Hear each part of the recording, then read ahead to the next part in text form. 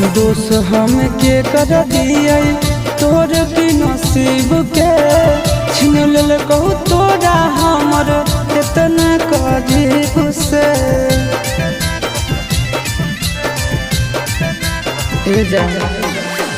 दोष हम के कर दिए तोर की नसीब के छीन लेल कहू तोरा हमर इतना करीब से।